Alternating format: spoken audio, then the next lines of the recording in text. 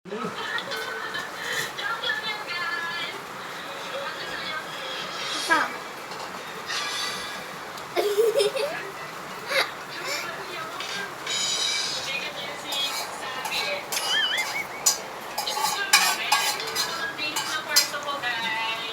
mangga dyan. Buti naman guys, ngayon malinis na siya. Kanina sa pangkalan ng kwarto. Guys, pilay guys. Pilay daw.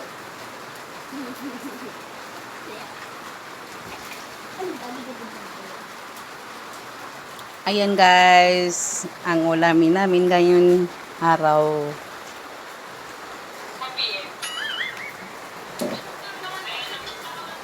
Ano guys, ulam namin sabon. Maglalaba ko mamaya guys. Ayan o, tumutulog pa rin.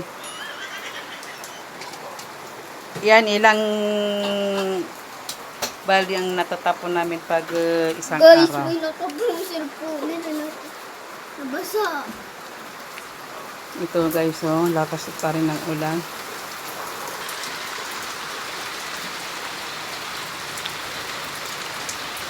Pag tag-ulan guys, ang hirap dito sa amin. Madula saka marumi. Oh.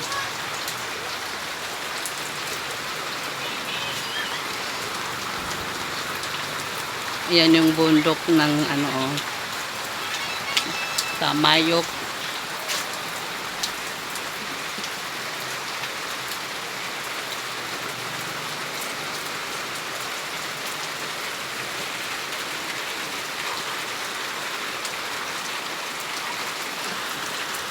Ayun yung Makdo.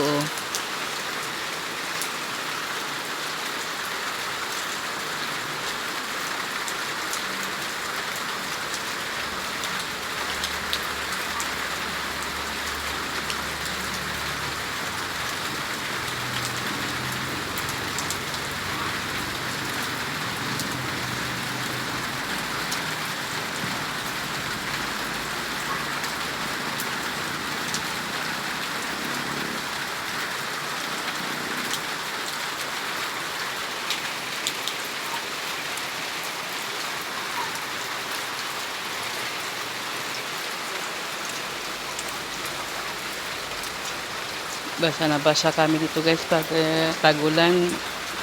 Nahirapan kami dito.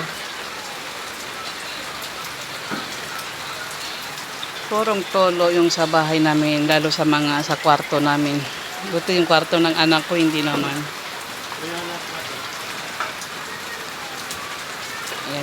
Ayan guys, kakain kami. Sige guys, maraming salamat.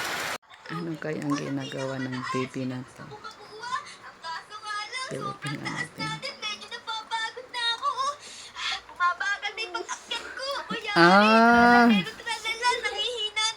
anong ginagawa mo? Ala, nawala kang ulam mamaya. Hindi mangga. Ilagay mo na doon. Wala kang ulam. Ano ba ginagawa mo? Kala ko kung ano. Telephone. Ugas ka muna doon. Yak kang kana yan. Pag ano, wala kang ulam. Tanga ka kasi. Yan pa, kaya pala. Irabingin mo yung kamay mo doon. Tara guys. Pasaway ka bata ka ah. Ang guys, so di pa namin nalagyan ng tubig. Ay naku, walang kalaman-laman ang rep ko.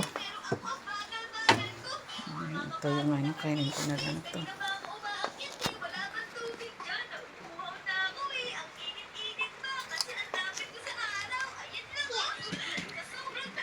Ginawa ko to guys kagabi.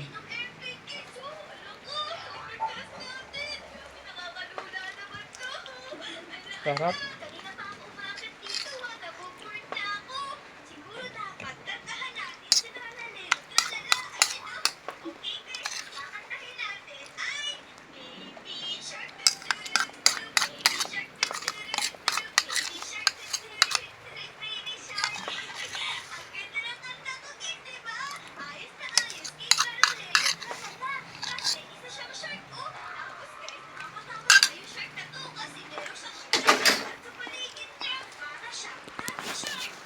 Warahmatullahi ta'ala wa barakatuh. Hello guys, andito naman ako. Di ko kasi na-video kanina yung ginawa ko dito. Kasi kagabi binili to ng asawa ko. Sinabi niya na namimiss daw niya ng ganitong pagkain. Sabi niya, yung natira ng pera niya kahapon na napasada niya ito, binili na lang niya dito. Hindi ko na lang nakuha ng video. Ngayon umaga to ko niluto. Ayan guys,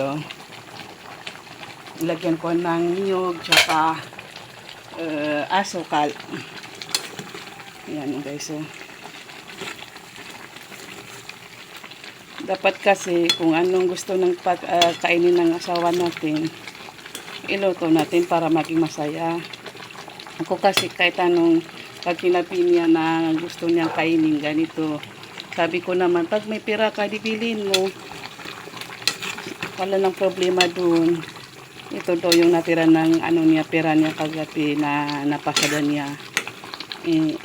Inuan yan daw na ng saging kasi namimiss daw niya eh. Kaya ito niluto ko sa kanya. Ayan guys, magpapasalamat tayo kay Allah kasi kahit papaano mayroon naman tayong mga pagkain ng mga ganito. Ayan, napakasarap. Gusto ko dyan guys, anin ko muna yung gata, yung medyo maliit na tubig niya sa saging. Ayan na guys, gusto ng asawa ko yan. Kagabi nga sabi niya sa akin, bakit di mo niluto? Sabi ko, bukas na lang ng umaga kasi masarap kainin pag bukas ng umaga. Saka tinamad ka siya kagabi kasi sumasakit yung ulo ko. Ngayon umaga gumising ako ng alas 4 kasi darating pa yung tubig namin. Niluto ko na lang sa kanya to. Para pagdating niya mamaya ng kakain siya, makakain niya, di ba guys? Ayan, masarap siya. Sige po, maraming salamat po. Bye-bye. Kasi luto na yan. Sige, bye-bye.